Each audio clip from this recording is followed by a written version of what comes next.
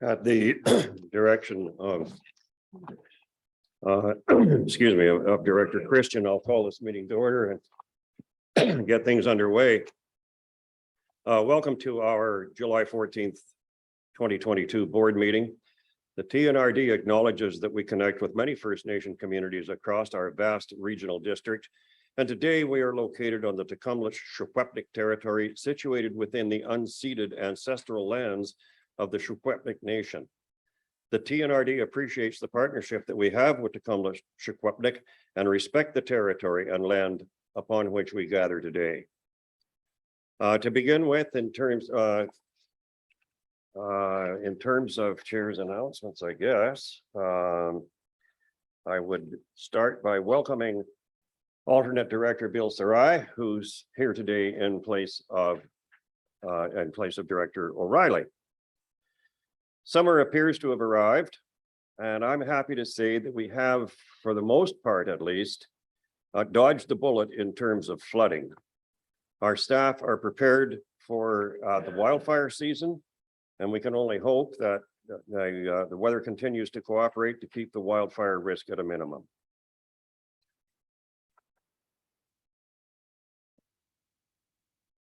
I'm very pleased to announce that Director Bill Kershaw, our director for Area O, Lower North Thompson, and Mike Savage, the fire chief of Blackpool Fire and Rescue, were honored recently with a Queen's Platinum Jubilee Certificate and lapel pin during a ceremony at Thompson Rivers University in Kamloops.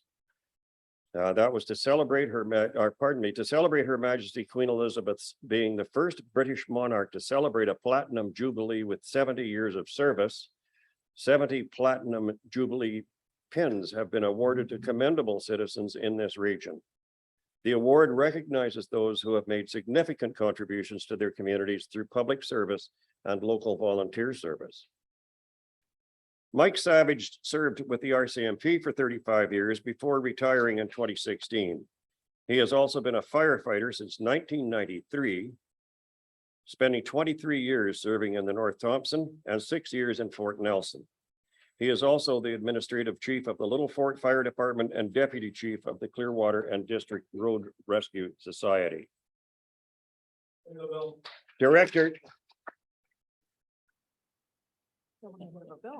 Director Bill Kershaw has lived in Barrier area for more than 50 years. He has been an active volunteer in the area and has served on Barrier Improvement District, Barrier District Council, Chamber of Commerce, and numerous other boards and societies. He was a TNRD director from 1996 until 2005, and again from 2011 to present. 20 years ago, before taking office myself, I wouldn't have understood the amount of commitment, dedication, and personal sacrifice required to carry out the duties and community service as well as Bill Kershaw has done and continues to do.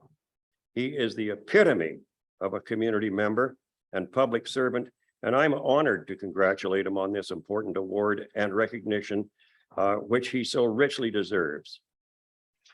Bill.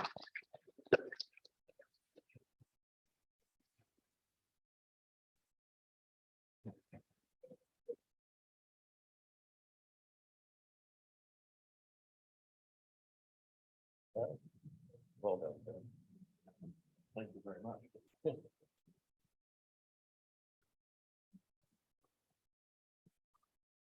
That brings us to upcoming meetings and events. And as you know, the August 17th and 18th are out of town educational day and board meeting in Logan Lake, Ashcroft, and Cache Creek areas. Today in your blue folders, you will find any mail you have, mobile library July to December 2022 schedule, and a couple of posters from the Kamloops Art Gallery. That brings us to additions to or deletions from the agenda. Are there any? I'm seeing none. Minutes? Sorry, Director Brown. Could I add a letter of support for the small meat producers abattoir in Merritt.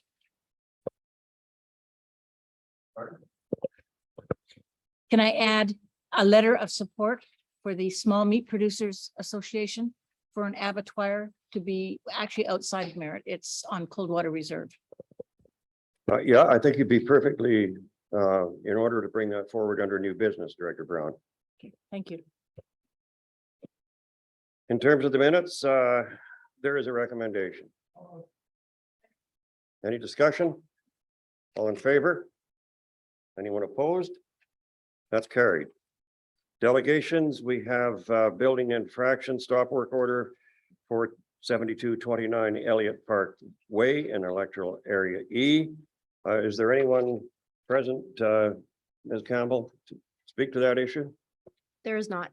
Have you received any written communication? We have not.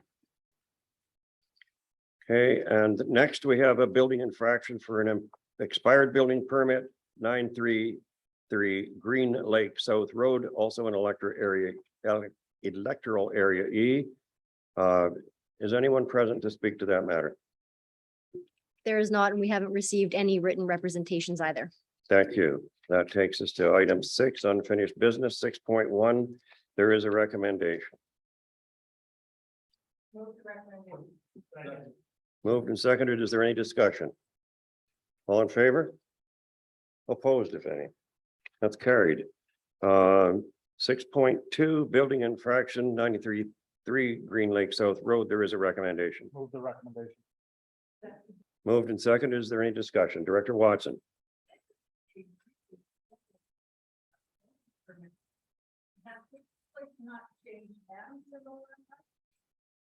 Ms. Zadokova?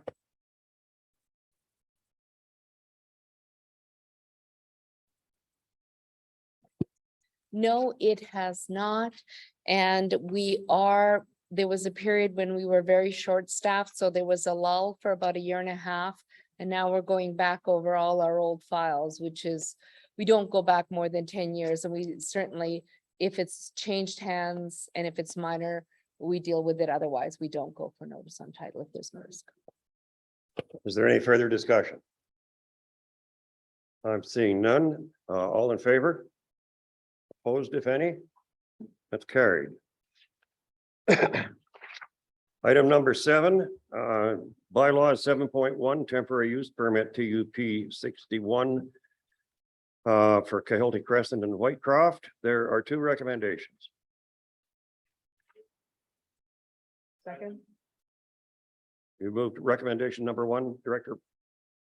Moved and seconded. Is there any discussion? Seeing none, all in favor? Opposed, if any? That's carried. Move recommendation 2. Thank you. Second. Moved and seconded. Is there any discussion? Seeing none, all in favor? Opposed, if any? That too is carried.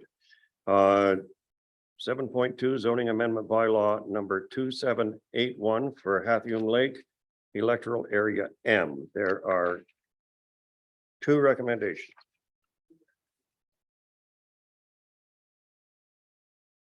Has someone seconded it? Moved and seconded. Is there any discussion? Seeing none, all in favor? Opposed, if any? That's carried.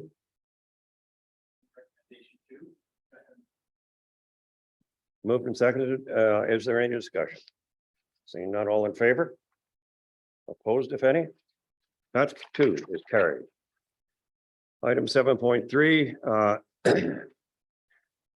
the amendment bylaw 2782, you had a report from the General Manager of Development Services, and there are 3 recommendations.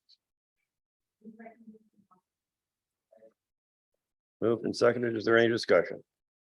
Seeing none, all in favor? Opposed, if any? That's carried. Moved and seconded. Is there any discussion? I see none. All in favor? Opposed, if any? That's carried. 3rd recommendation is moved and second. Moved and seconded. Is there any discussion? I see none. All in favor? Opposed, if any? Carried. Director Rice, were you opposed or was there? Okay. Sun Peak Security Issuing Bylaw 2784. It looks like two recommendations. Second. Is there any discussion? All in favor? Opposed, if any? That's carried. Item recommendation 2 is moved and seconded. Is there any discussion? All in favor? Opposed, if any? That 2 is carried. Development applications, item number 8.1. Agricultural Land Commission application ALR 205. There is a recommendation. Second. Moved and seconded. Is there any discussion? Director Rothenberger. This question, and I note there's a commitment to preserve the homestead property there, which I think is very laudable, but I was curious to know about the fencing aspect. Separation Lake is used, not to a great extent, I don't think, to my knowledge, but it is used by folks who like to go up and photograph birds and so on. So there's a bit of public use to it currently. I just wondered if the fencing will I will shut off access to the lake under this. I don't know who to Yeah, turn to here, Mrs. Dilkop, I think. Is there any it's, any new fencing involved? So that's typically a call of the Agricultural Land Commission. We don't have a bylaw that requires it. The province can require it as part of the subdivision. And or the ALC can require it as part of their approval. But I would note, as per the report, given the age of this lake, it is a private lake. So if people, I guess, want to take photographs from the Eco Depot or public road land, that would be different than going onto private property to the lake. Sorry, Director Rothenberger. Well, it currently is accessible, so I guess what you're saying is that it being a private lake, a landowner could, if they wanted, so wished, could close off access, but there's no, it's not included in the proposal currently that you know of. No, absolutely. It's not included on the basis of our recommendation. No. Thank you. Director Singh. Thank you, Chair Gillis. Question for staff that the regional agrologists had talked about in the report, the kind of question around, I think it was around basically subdivision and kind of having more, potentially more homes there over time. So I just wanted to get staff's comment on that, because that's right on the periphery of the city, and I just wanted to understand that better. So application, any kind of ALR application, even a temporary non-farm use, has not seen a lot of support from the Agricultural Land Commission, so from the provincial agency, even if we recommend it. And yes, it would put 2 more potentially now, especially with the change that we made to the zoning bylaw, so it could see 2 more dwellings. Because right now there is 2 lots, 1 lot crosses Highway 5A, and this, if approved and proceeds to subdivision, would increase the land of our Eco Depot.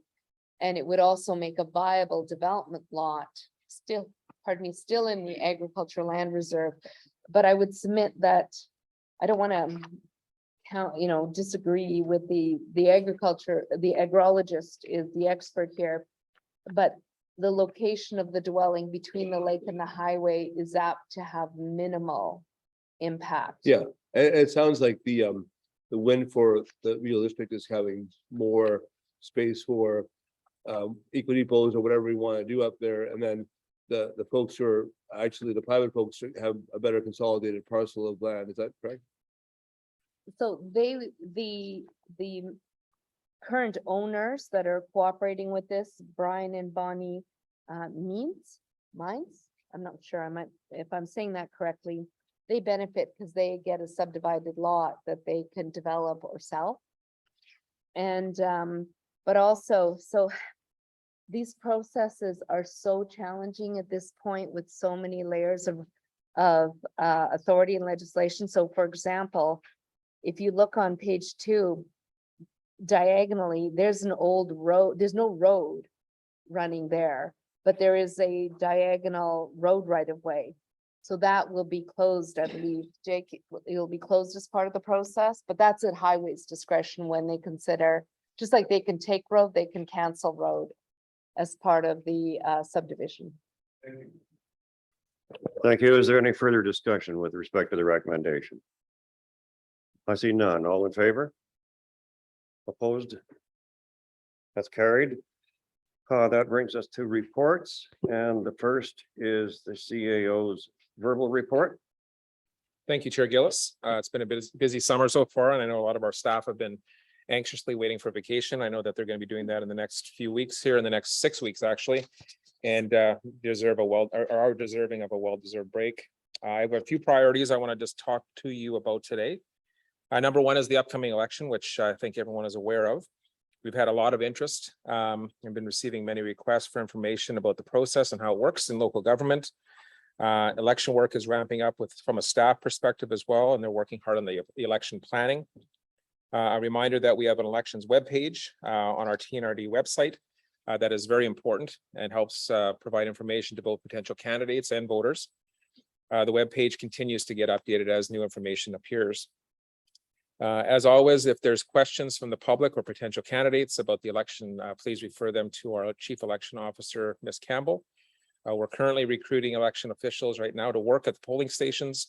And if you know anyone who is interested, also have them reach out to Ms. Campbell. Ms. Campbell and our communications team are organizing a candidates information session, and this will be happening on July 28th from 5 to 7 p.m. It'll be both an in-person and virtual participation. Both will be available. The purpose of the session will be to provide potential candidates, interested candidates, provide them information about running for office with information about the election, the nomination process, as well as the overview of the role of an elected official at the TNRD. Further details will be coming out on that in the next week or so. Number two, I've got a $6 million total grant application. The board recently approved the TNRD staff to submit funding application for the 2022 UBCM Strategic Priorities Fund. The projects that were selected were the civic building that we're in today, a roof replacement with solar panels. That request is a maximum of $1 million. The Savino water distribution system upgrades with a maximum request of $3.5 million. The Tobiano Fire Hall construction with a maximum request of $1.5 million. And the South Kamloops Library public stakeholder engagement with a maximum request of $65,000. So these are all now complete and submitted, and they were done at the end of June. Number three, I just wanted to talk about quickly was just some filling of some important vacancies and staff priorities. We recently hired our new fire training and fire smart coordinator. His name is Jeremy Denny. He's joined the TNRD coming from the CSRD and will be working closely with Jason Tomlin. We are looking forward to his leadership in this important position. A new grant coordinator was recently selected. Her name is Kim McMillan. She'll be joining the TNRD on August 15th, and that'll be replacing our existing coordinator, Terry. Kim worked with our library system for a few years ago and recently has been working at TRU and is coming back to the TNRD. And lastly, Mr. Devlin, sitting here to my left, our GM of operations, will be retiring in September, and we're making the necessary plans for this change. That'll include the elimination of our deputy general manager of operations and the addition of a community services manager, which I've talked to the board about in the past. We got two more months with Jake, so we will be working closely with him and trying to get as much information out of him as we can, and as we transition into his retirement.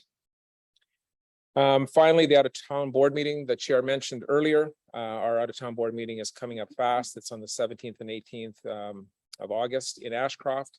As part of that meeting, that will also be visiting Logan Lake and Cache Creek. A number of tours have been set up that include the Highland Valley Mine, Ashcroft Terminal, and the Ashcroft Hub. Thank you to Katie and to Olivia for all their hard work in organizing this event. A finalized agenda for that itinerary will be sent out here in the very near future. And then just one point I wanted to make, our new expense forms are available at the side table where the hours are. But these are the new updated versions. So if you have some old ones, please replace them with the new ones that are now available. And if there's any questions, I would gladly take them. Does anyone have a question for CAO Hildebrand? Looks like you're, you were just about off the hook, Scott. Director Watson.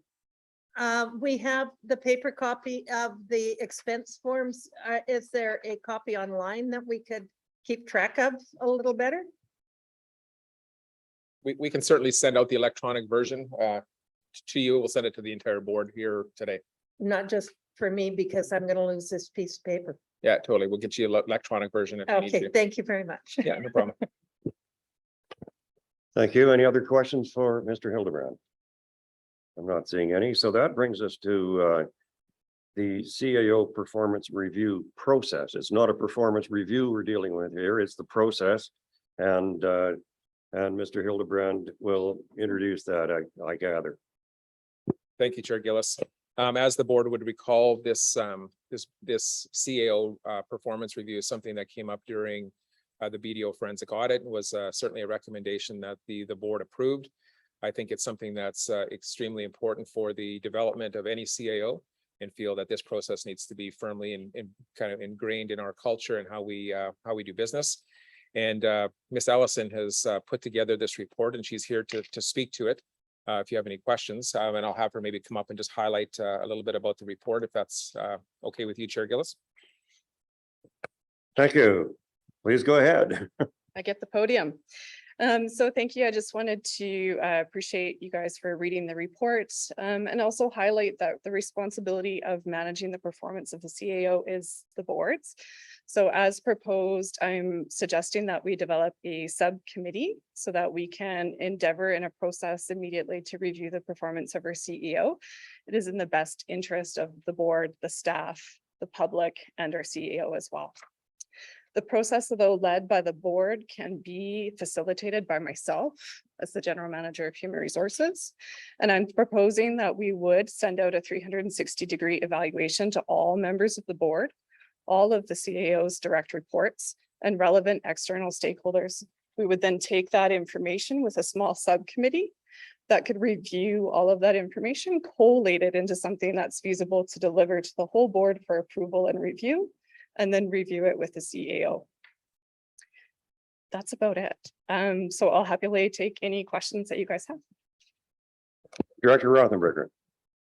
Just curious about what tool is going to be used, what the format, the actual process of what questions are to be asked and answered and so on. Has that been determined, or is that going to be something the subcommittee is going to develop? I have determined one, but it is not set in stone. So the subcommittee could look at that and decide they would like to revise a few questions. The templates I've used are from CAMA and Municipal Affairs with the Government of Alberta. So I think they're solid. It's about 9 categories that have 3 to 5 questions in each category, looking at human resources, financial leadership, stewardship, ethics, integrity, leadership, strategic planning, accountability. So kind of a varied pattern of questions that we would put out on SurveyMonkey, facilitated by myself. So I would be the one holding those responses internally. Director Quinn. Thank you, Chairman. Through the chair to Ms. Allison. You referred, I think, in your remarks to external people.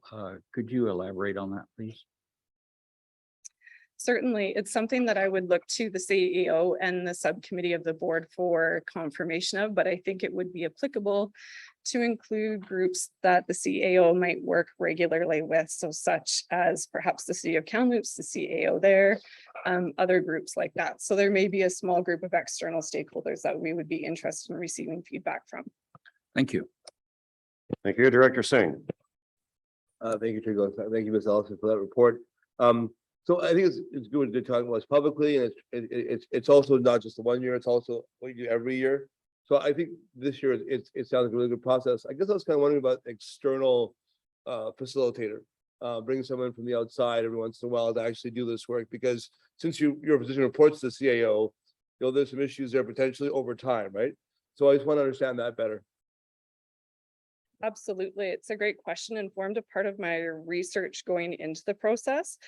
When I look at other municipalities, local governments, they're largely relying on their internal folks to use it. I have spoken to a few external facilitators who are able to facilitate that process. It comes at some costs, both in terms of financially, but also risks around they're not as familiar with the players or the people or the strategic plan or the processes. So there is some extra time that is taken and detail that is lost. You know, so it is something that can be evaluated annually, and the cost would range between about $5,000 to $8,000. Yeah, and I think that's, I mean, I think that's sort of, it's not a question of every year, but every like 4 or 5 years, whatever the cycle kind of is. And there are folks who specialize in local government performance management in the province or in the country kind of thing, right? So I mean, province is probably the better way to look at it, because you don't want to have fly someone from Toronto or Ottawa necessarily, but people as close as obviously Vernon and other things like that. So, yeah. Thank you, Director Blackwell. Thank you, Chair. We just completed a external CAO review, just basically what you're talking about, using Tracy Sorensen, which is quite good. But yes, to your point, quite expensive as well for a small organization like ours. I'm okay with either way, but if you've got it handled, all in favor of that. Thank you. I have a question for you too, Ms. Maya.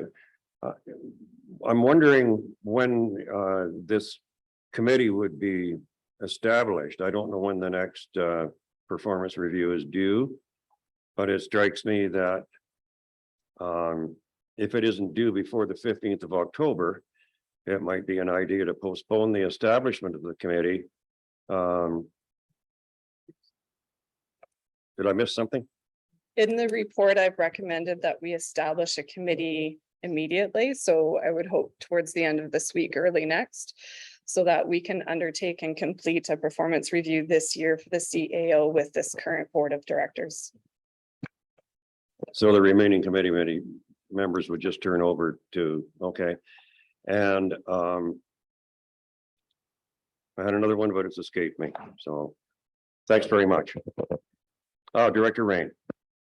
Yeah, I think that this is part of the review based on the hiring term, which is now. Plus, I strongly support that the review be done by the existing board. Passing this off to a new board would be really totally in the wrong direction.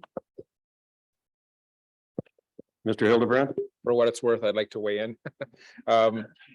I would actually prefer if this board actually did this review for me, because it would give me a good baseline. It's been 2 years since I've been here, and by the time we get a new board orientated and work with them for the next year, it may be 3 or even more years before a review would be done. So I would recommend that I would love to have one done now, so that I can understand what my strengths and opportunities are from this board. Okay, I can certainly understand that. Are there any further questions for?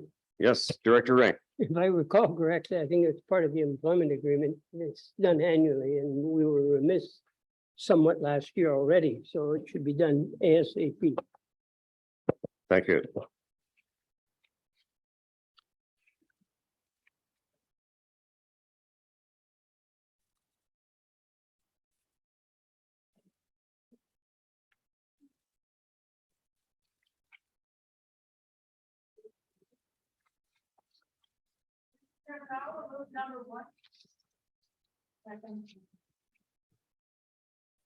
Is there any discussion?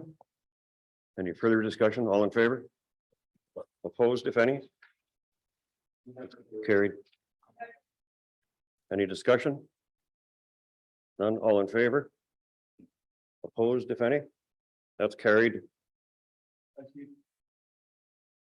Mr. Hildebrand?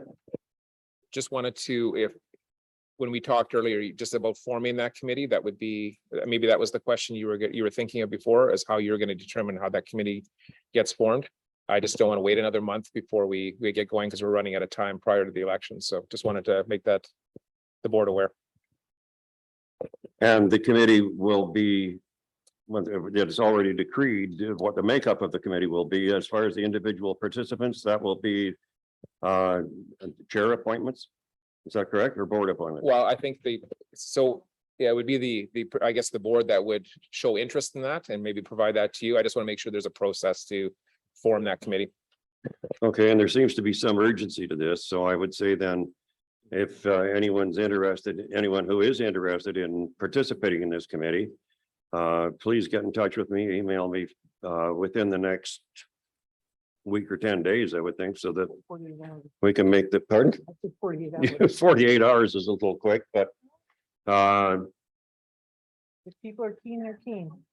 yeah, okay, well, I'm open to that suggestion. If you email me within 48 hours, I will eventually be able to make a decision, and it'll be within 72 hours. Thank you. Director Quinn? Just to point out, there was a schedule of meetings for that committee in the report. Pardon? There was a schedule of meetings for that committee in the report. Thank you.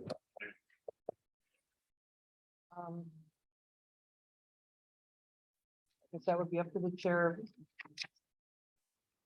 Director Quinn asked what the schedule of meetings of that committee would be, which obviously could be a concern for some people before they put their name in. And I guess that would be to be determined by the chair at the first meeting. We need to get this done by September 16th. So I think looking at Zoom meetings would be a good possibility in summertime so that people to facilitate people getting together. And I meant to point out that in the report, there was a schedule of meeting dates. There's some proposed timelines. Although flexibly, we can look at adjusting those to meet the needs of a subcommittee once it's formed. They're proposed, not set in stone, and Zoom is a great idea. Yeah. Thank you.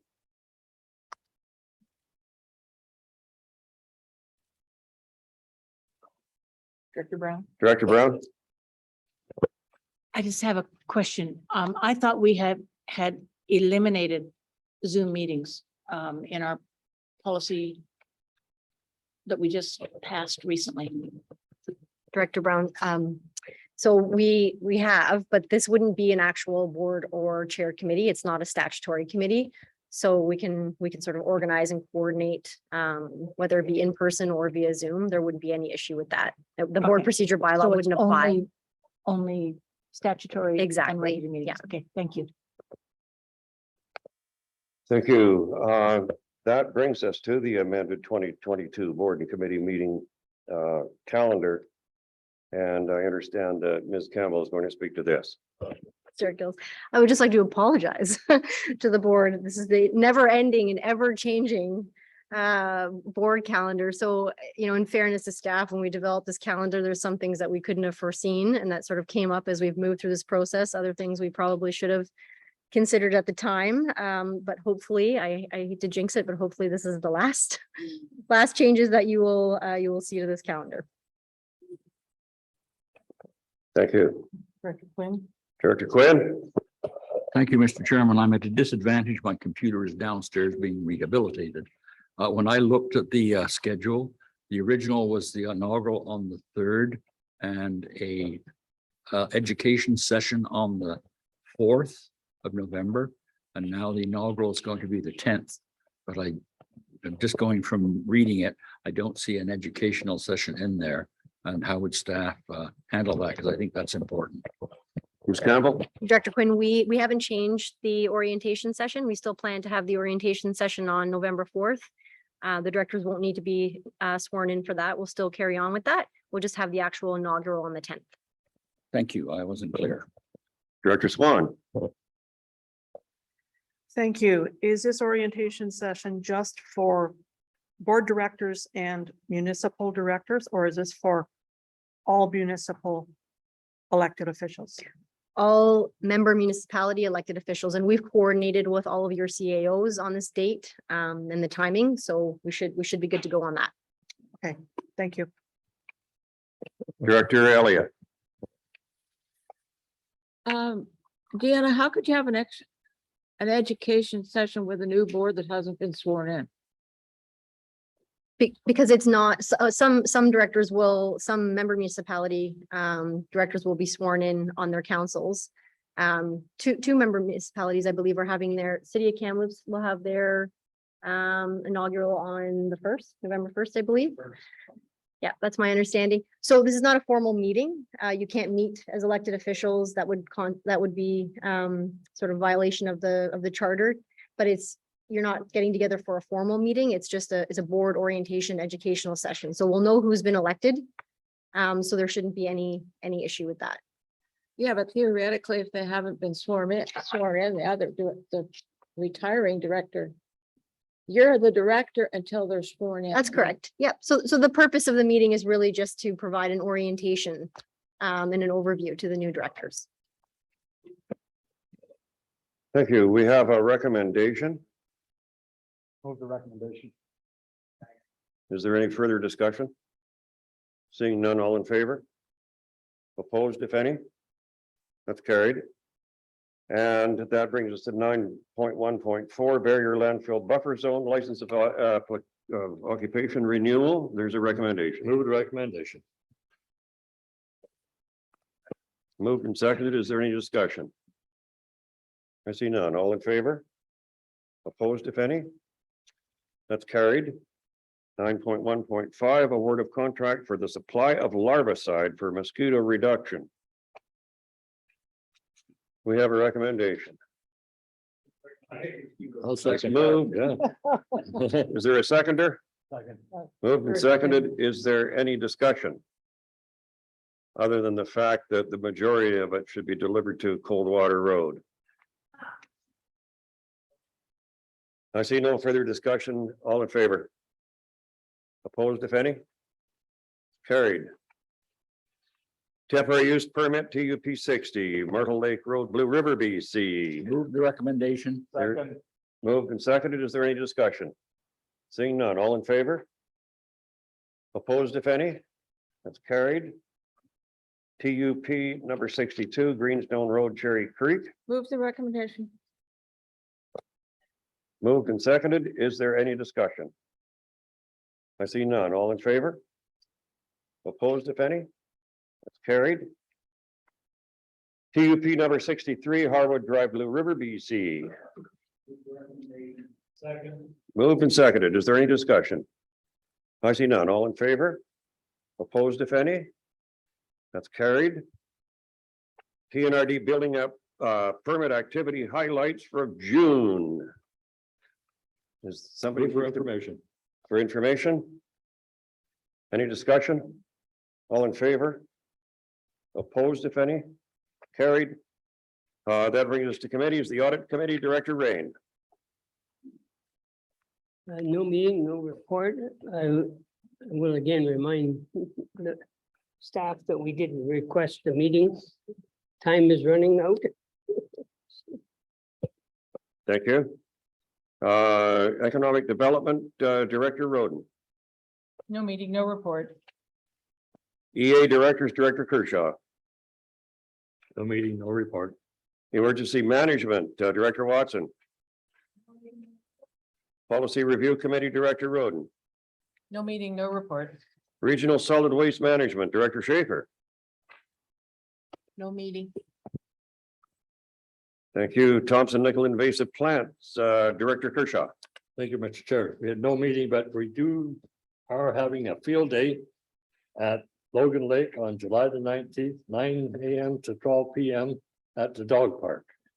So anybody that wishes to attend, I think would be quite welcome. What does it consist of, Director Kershaw? Is it a weed pulling party or is it? Well, no, it's you go in there and show the different samples of weeds in different areas in there, and they tell you what the weeds are and what to do with them and discussion. They're quite interesting session. So Thank you. I attended one in the Merritt area and it was indeed very informative. it is. Thompson Regional Hospital District, Director Christian. No meeting, no report, and we are supposedly on track to open the new Phil and Jenny Gallardi Tower on Monday. Utilities Systems, Director Elliott. No meeting, Mr. Chair. Thank you. Thompson Headwaters, Director Quinn. There are two sets of minutes received for information. Any discussion? All in favor? Any opposed? That's carried. Wells Gray Country Services Director Schaefer. No meeting, the next meeting. Don't know yet. Okay, thank you. Joint Services Committee Director Schaefer again. Joint Services has been dissolved, so there'll be no more meetings. Thank you. Committee of the Whole. There are minutes.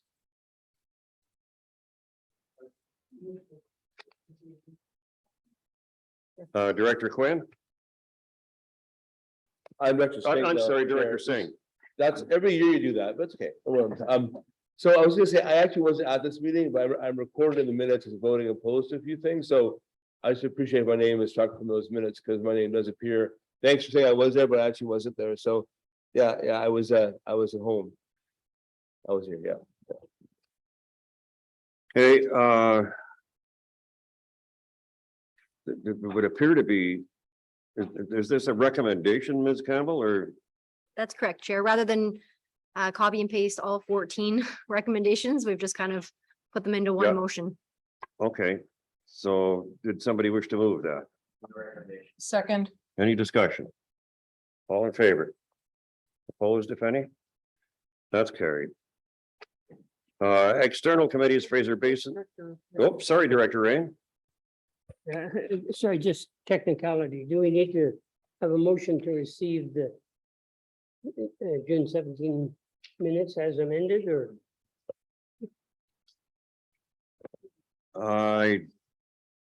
They're amended to show Director Singh in attendance, you mean?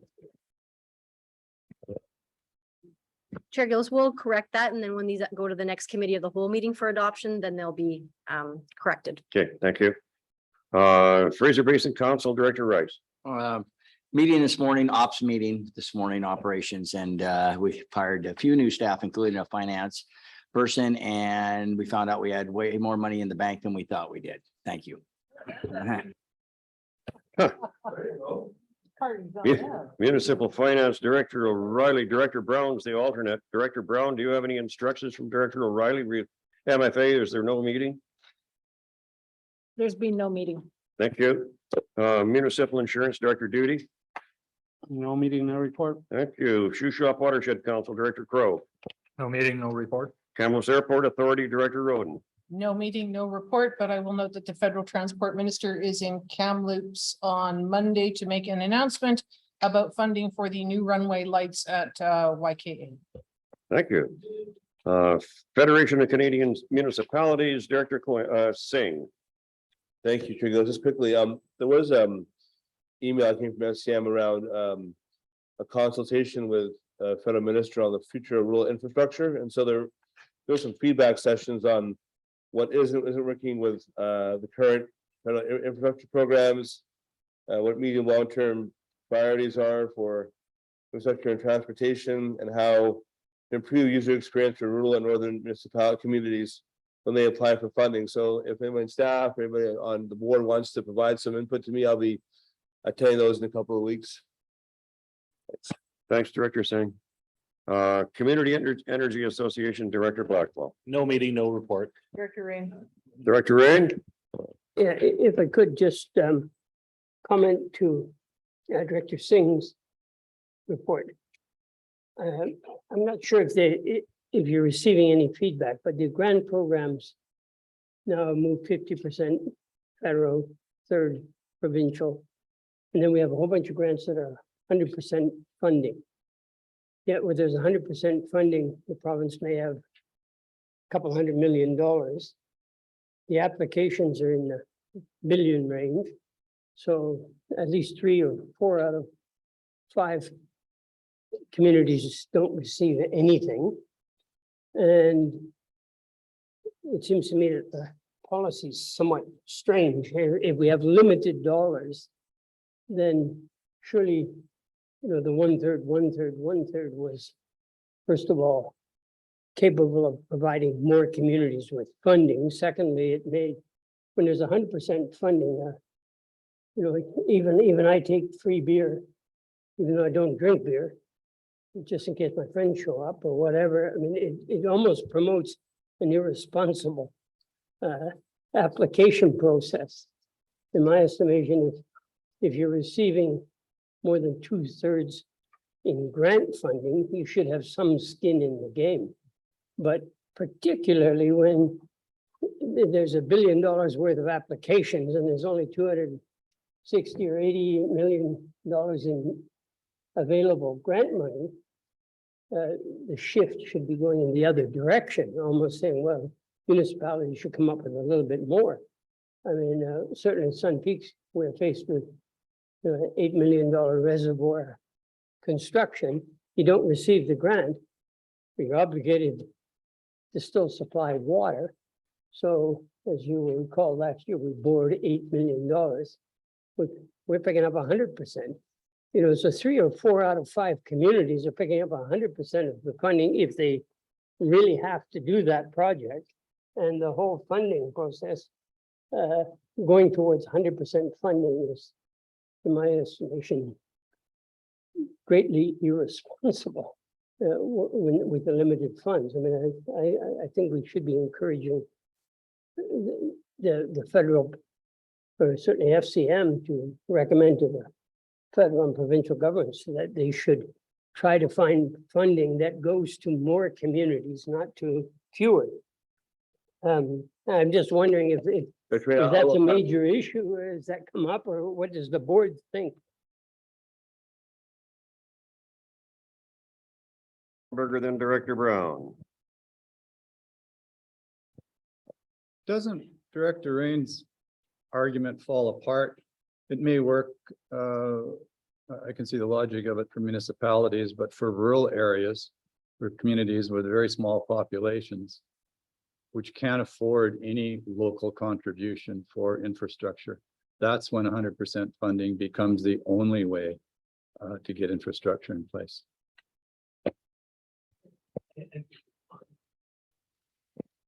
Thank you, Director Brown. And I think for communities such as ours that have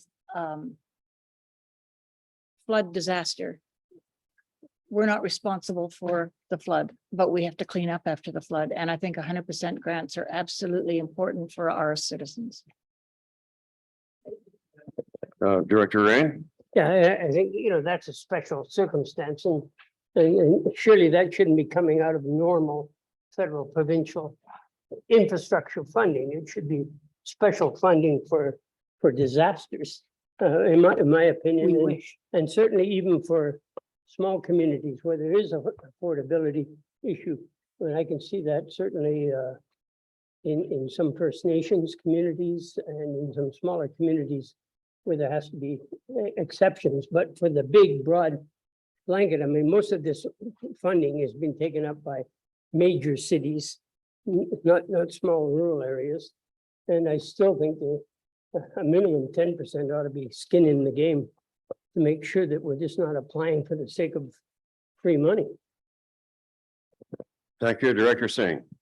Thank you. I hope I'm good at, I will talk about the range of opinions expressed. I think that what we've always tried to do is get the federal government to give more money. So that's kind of always the push there.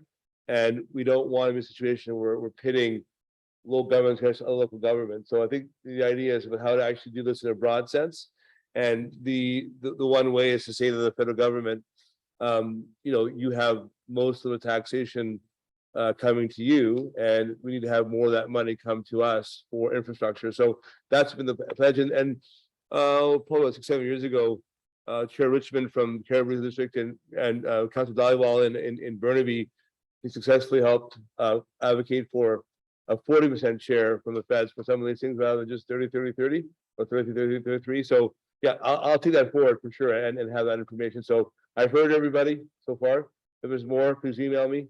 And I appreciate Director Rain's always got good ideas to sort of pass along as well as other folks. So thank you. Thanks, Director Singh. Any for Director Rain?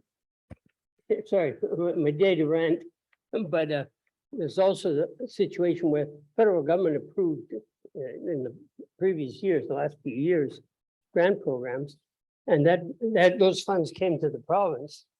but the province sat on those grants, obviously for financial reasons. But then never put the programs forward for several years. That doesn't help either. You know, we keep hearing senior governments talking about local governments really making the cost of affordable housing higher.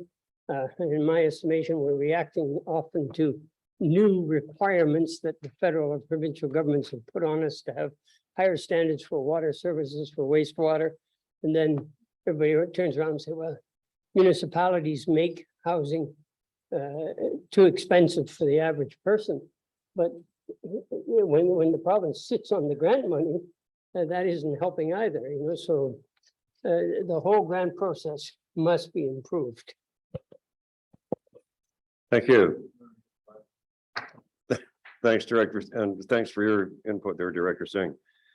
That takes us to item number 11, correspondence. There are 4 pieces of correspondence for information only. Any discussion? All in favor? Is anyone opposed? That's carried. That takes us to new business from members. Director Rothenberger. Director Brown. I knew that was coming. Director Rothenberger. Thanks, Mr. Chair. A couple of days ago, literally, I received word through the Postmasters Association, which represents rural postal workers in the country, that Canada Post intends to close the McClure Post Office as of July the 29th, which is causing some concern in the community, of course.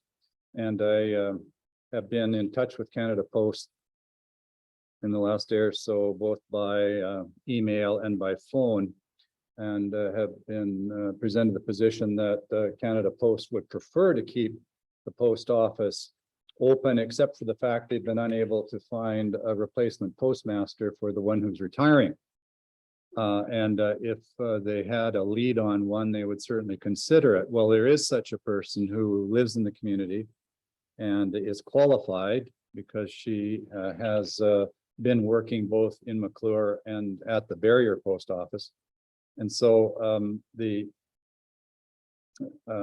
feedback I have from Canada Post is that they would certainly be willing to consider such an application because they weren't aware of this individual previously. So that's positive. I think things are possibly heading in a good direction there, but I think it would be helpful if the TNRD was to express its support for Canada Post renewing its search for a new postmaster rather than simply closing the post office. So I'd like to move, and I'd ask you for your support on it, that a letter be written urging Canada Post to reconsider the closure of the McClure Post Office and to renew the search for a replacement for the retiring postmaster. I second that. Thank you. During COVID, I attended FCM virtually and struck up a conversation with W, the union for postal workers in Canada. They wanted to do a presentation to this board, so I let them have the information of how that happened. And now our chair decided that he could not entertain the idea of having a presentation from W regarding Canada Post because that would be interfering with another level of government. And it was none of our business what another level of government did with their corporations. I think that that decision hindered our ability to understand what goes on in our rural post offices. And I think that we all need to remember that kind of incident when we choose a chair for a board, that the chair actually has the ability to control the information that we get. Thank you. Is there any further discussion with respect to Director Rothenberger's motion? I see none. All in favor? Opposed, if any? There's none opposed, that's carried. And Director Rothenberger, I imagine you'll help staff with direct where this. Yes, and I can direct. provide the contact that I've spoken to and so on. Thank you. Yes. Mr. Chair, I have another motion to make. I was informed by a member of the media, I think last week, that the TNRD has been applying the $10 application fee for FOI requests that was imposed by the provincial government last year, but local governments have the option of applying or not applying that fee. And I think in the interests of our commitment to transparency and ease of access to information, we should not be charging that fee. So I would like to move that staff be directed not to apply the $10 application fee for freedom of information requests. That's moved and seconded. Is there any discussion? Well, start with Director Singh, then Director Brown, then Director Polderman. Yeah, would it be okay if that is actually as a notice of motion, because that's something I'd like to hear from staff on as to what the why decision was kind of made. And so if we're kind of doing this, I definitely agree with the idea of the postmaster, Director Rob Burgess, in that he's representing that area. We're talking about a broad thing like this.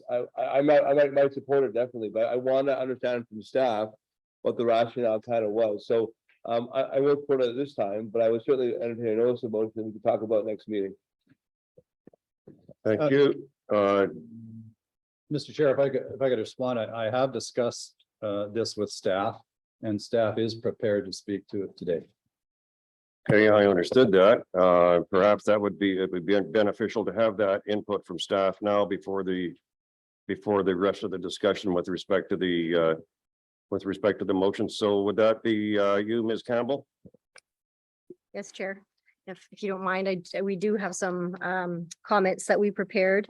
I actually think this is really good timing because we haven't really had the opportunity to come to the board with any of our I'm not going to go over all of our FOI stats. We hope to include some of that information in the future in our annual report. But if the board wishes to direct staff to no longer apply the $10 application fee, we will certainly take that direction. But we also thought this would be a good opportunity to provide just a bit of clarity and context. So there was an update to the Privacy Act in November of 2021. The legislation now allows the FOI head to apply and require a $10 application fee for all non-personal FOI requests. And so when that legislation was implemented, we simply followed the legislation and we began requesting that fee once it was updated. So our intent is certainly not to create any barriers for access to records. If we found that to be the case over time, we would certainly revisit that and we would certainly make exceptions. Certainly if someone couldn't afford the fee, we wouldn't charge them that fee. Our main intent with the fee is to try and encourage FOI applicants to make more focused, thoughtful requests and help offset some of the costs that are associated with processing the requests. And when I say thoughtful, we often get these really broad, extremely broad, complex requests. And there's a lot of back and forth and a lot of staff time, significant communication between staff and the requester to try and help the requesters narrow down their requests. And FOI requests, depending on the nature and the complexity of them, take up a significant amount of staff time. It's certainly our jobs to respond to these requests, but I don't think it's well understood the amount of time and effort that goes into processing these requests. We have heard from staff in other departments that over the years, the complexity of FOI requests have increased, and this really prevents capacity and staff resource challenges for them. And it's really important to note that we continue to exercise our ability to waive fees for more substantial costs associated with processing FOI requests. So we have the ability in the legislation, and we do this, to charge fees for the time that it takes to search for and process FOI requests.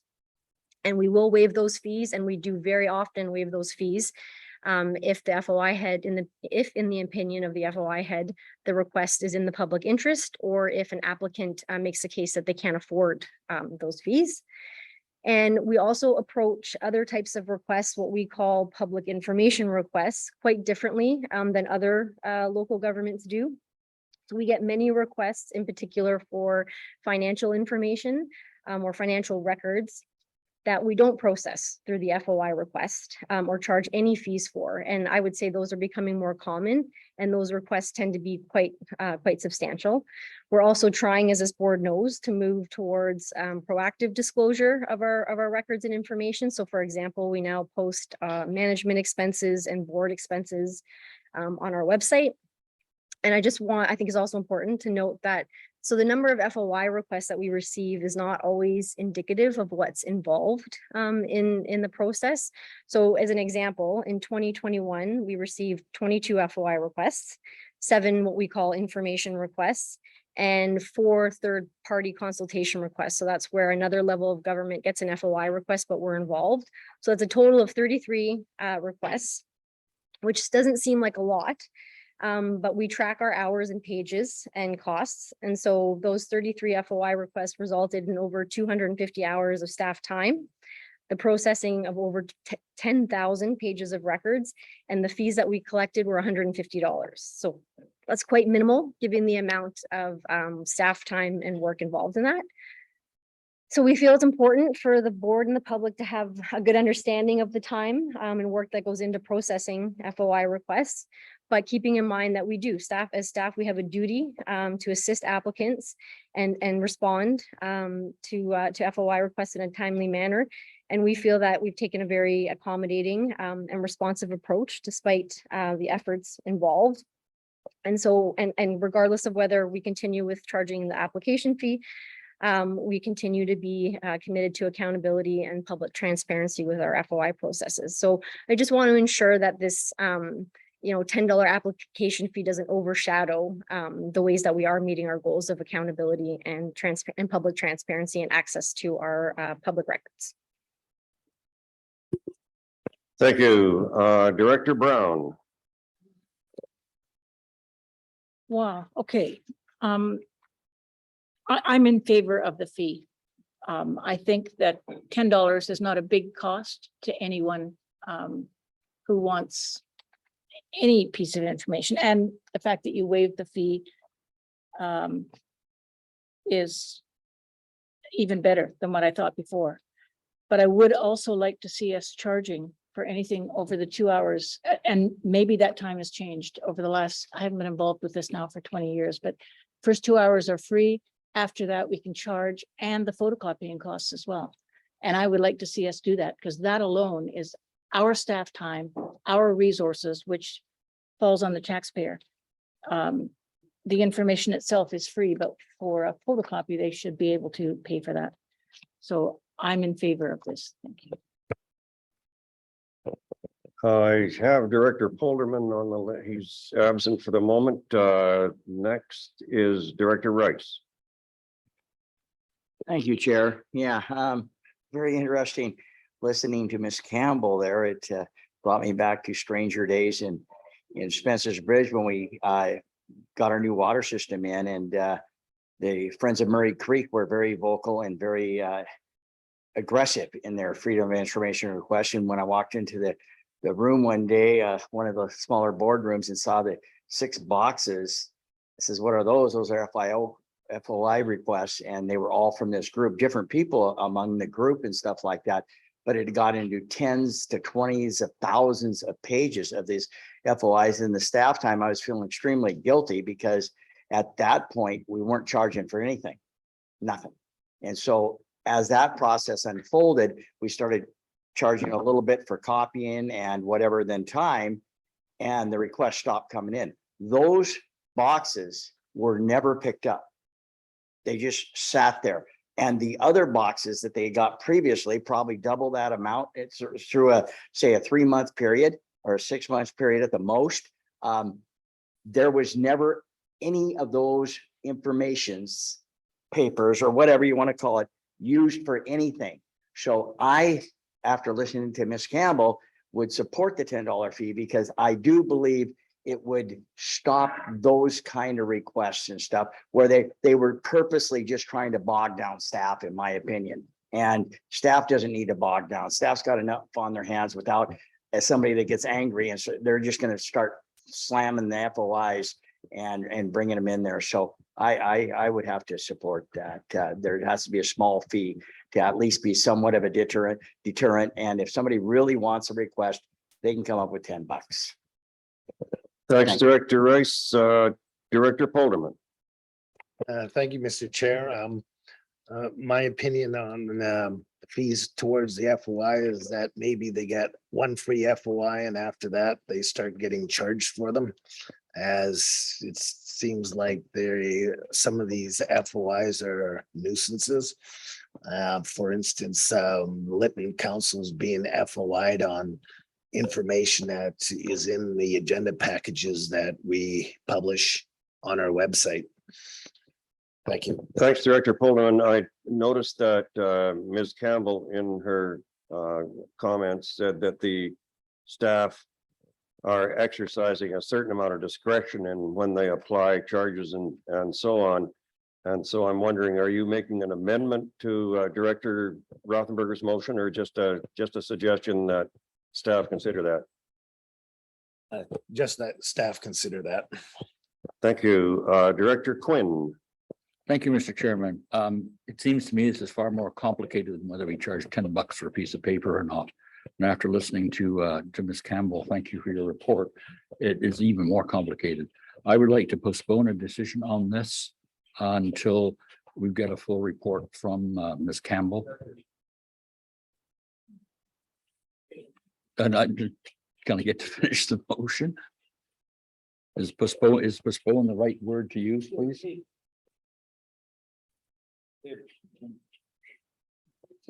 Ms. Campbell? No, to table means we'll take it up later in the meeting. So if you want to postpone it to another meeting, then you're using the correct terminology. Okay, thank you. Postpone it until would our next meeting give you enough time to do that? It would. Thank you. Till the August 14th or whatever meeting that is. And I don't That's the think motion. that's subject to a vote, is it, Ms. Campbell? Yes, Director, Chair Gillis. Yeah, we would need to vote on, you would need to vote on that. Okay, it's moved and seconded. Any discussion, Director Rothenberger? Yeah, Rothenberger did. I believe there is.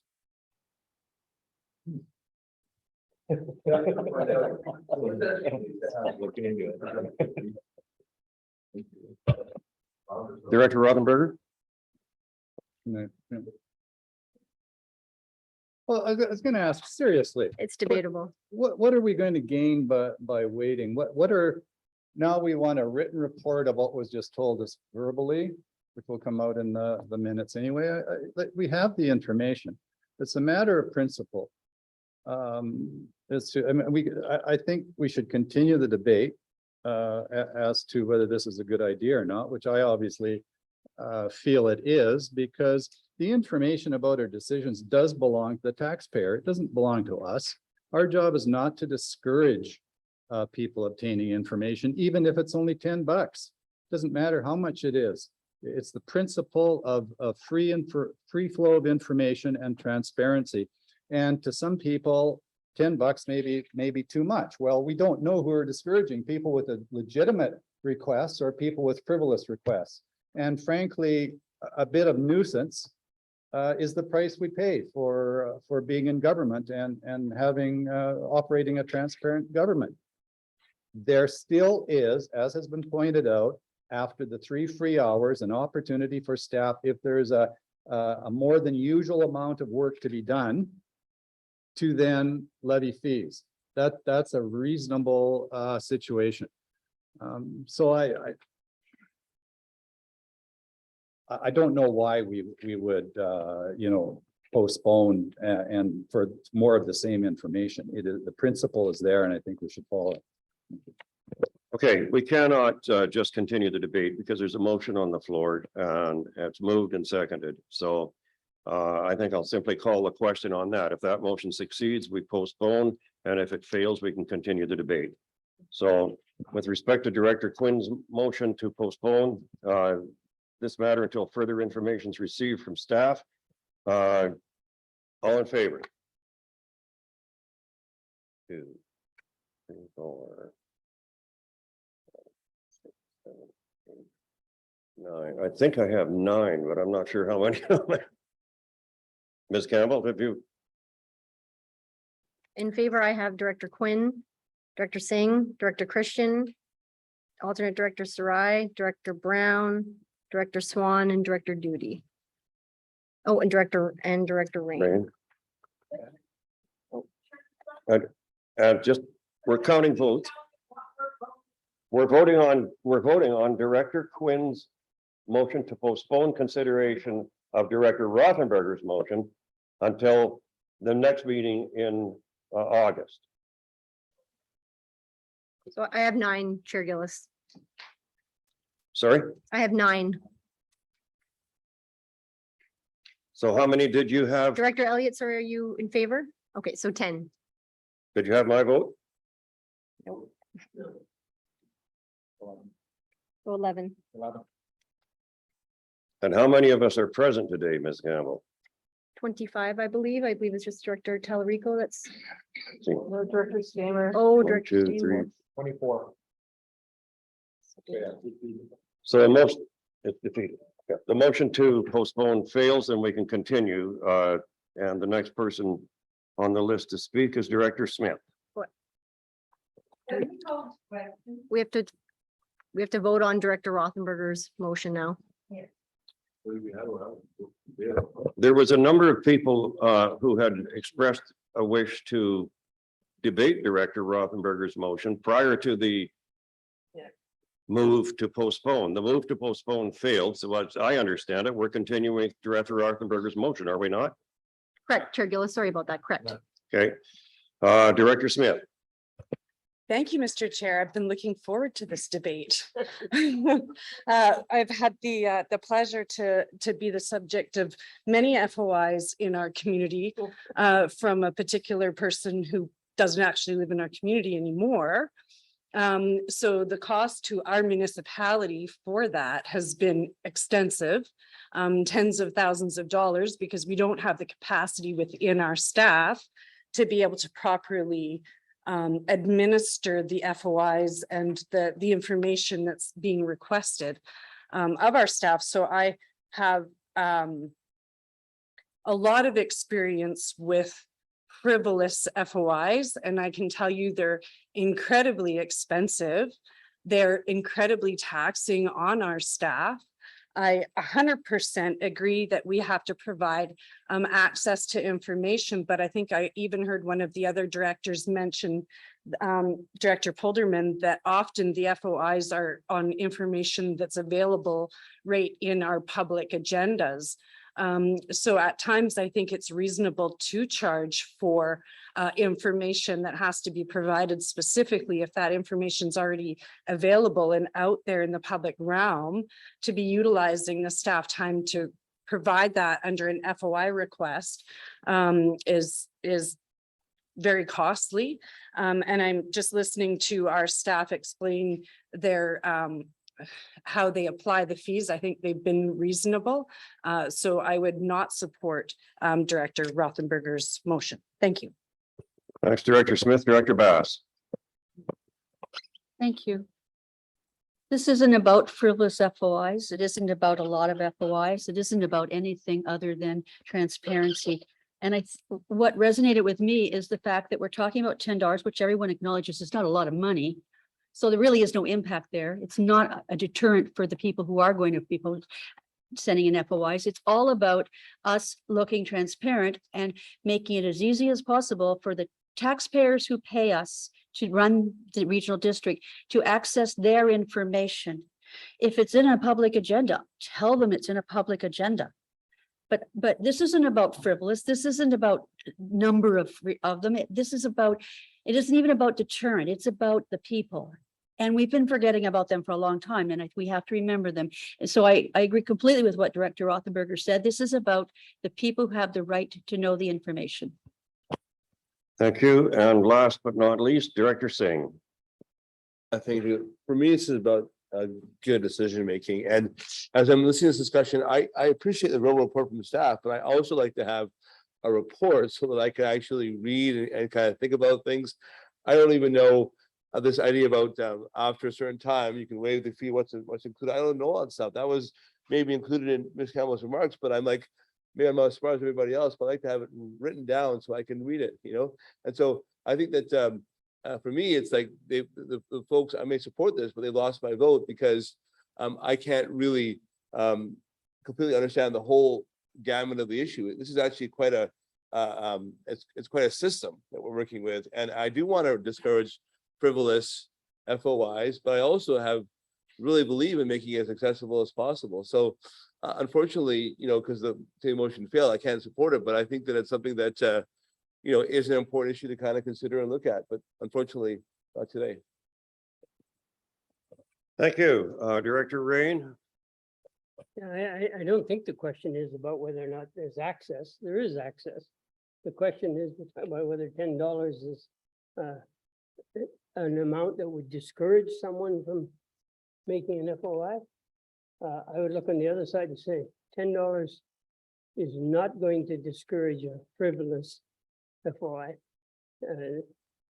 If $10 doesn't discourage it, how would a $10 fee then discourage somebody from making a legitimate FOI? I think it's all irrelevant. I don't favor the change that's proposed. $10 certainly should not handicap anybody from making an application. And $10 isn't going to stop frivolous applications. So I'm kind of confused on what we're talking about. Okay, I think that I'm prepared at this point to call the question. All in favor of Director Rothenberger's motion? 1, 2, 3, 4, 5 opposed. The motion fails. Is there any other new business from members? Director Brown?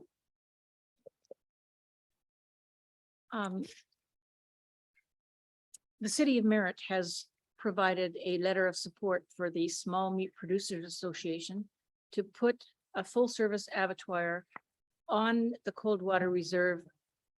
Currently, they're negotiating with the Coldwater. It may end up being some other reserve, but it's just one of the ones outside of Merritt. Currently, they have $1 million towards this. They're looking on the reserves because they're needing the land, and they're hoping that the land base would be part of their donated land from Coldwater. They're looking to pull another grant for local food infrastructure funding for about 150,000 towards some of the internal fixings. Now, I've got information that I can send to staff, our letter of support, and the request for whatever the funding is that they're looking for, 150,000. What they need is just a letter from TNRD saying we approve of this, or we're in support of this. That's all they're looking for. At this point, they're not looking for any kind of funding or anything. So I take it that you're moving I'd like to that the move. TNRD moved and seconded. Is there any discussion, Director Watson? Thank you. I absolutely agree with this. I'm wondering if this is just large animals or small animals as well, or food security issues could be somewhat alleviated by having an abattoir that could deal with turkeys, chickens, and my beloved rabbits. That's an old joke.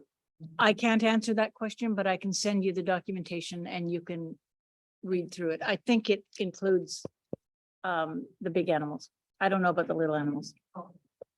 Director Elliott? Thank you, Mr. Chair. Director Brown, would this be a inspected abattoir? Yes. Thank you. Director Rain? I'm in principle in support of sending a letter, but I'd prefer to see the letter before we vote on it. If perhaps Director Brown could work with staff and get a copy of the letter for the next meeting, then we know what we're voting on. Director Brown? Can I ask staff a question that I'm not familiar with? Can an application, a letter of support go to the fund after they send their application in? Because this deadline is July 15th. I guess it would depend on the fund and what the requirements are that. Do you have that information at all? That you could share with us? I have her, it's the local food infrastructure fund. That's all I have. Yeah, a lot of times that is the case, that you can actually have that letter to follow. But I just don't know for sure. Director Elliott. Thank you, Mr. Chairman. I'm just wondering why Director Rain would think we would want to see a letter that we send all kinds of letters of support that we don't ever see what's sent. And I think in this case, Director Brown has some challenges for dates in it. And I think in this area, we need these people. Is there any further discussion? Director Rain. And just in response, I mean, I trust that we're not sending all kinds of letters in support of things that this board doesn't see. Hello? Then we should have a policy review on that process. Surely letters aren't being sent that say the board supports something the board's never seen. Director Roden. Director Elliott, I think you're referring to letters, the letters that the information we are writing in support of. No, we do not. Once we have voted to send a letter of support, we don't see that letter of support. We trust that the people involved have crafted it properly. You're asking to see the request for the letter of support. Is that it? Or Director Rain, were you asking to see the letter of support, the matter that? Okay, so all in favor of Director Brown's request for a letter of support? 1, 2, 3, 4, 5, 6, 7, 8, 9, 10, 11, 12, 13. It is carried. Opposed? Nobody wanted their vote against recorded. Okay. Director Rain. I really think it's a question of order here. I'm in favor of the letter of support. Just like to see what it says before I'm asked to vote on it. I suspect, I don't know, I can't see in people's minds, but I suspect we were influenced by the time constraints, but anyhow, thanks for straightening that out, that you are indeed in favor. Is there any other new business from members? Seeing none, there's no notice of motion. Question period. Is there anyone in the gallery who's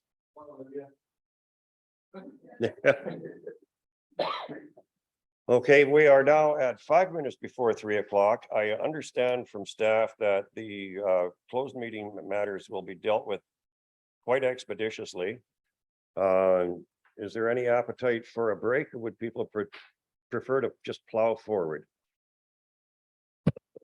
Ms. Campbell? Chair Gillis, I wonder if perhaps the board could make a motion to move into closed and then we could take the break so that we've done that now, or it's up to you. Okay, And we just need a few moments to shut down the regular meeting.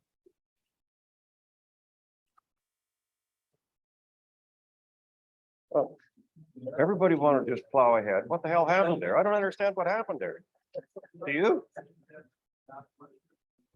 But you're getting a little suspicious, things were going pretty smooth.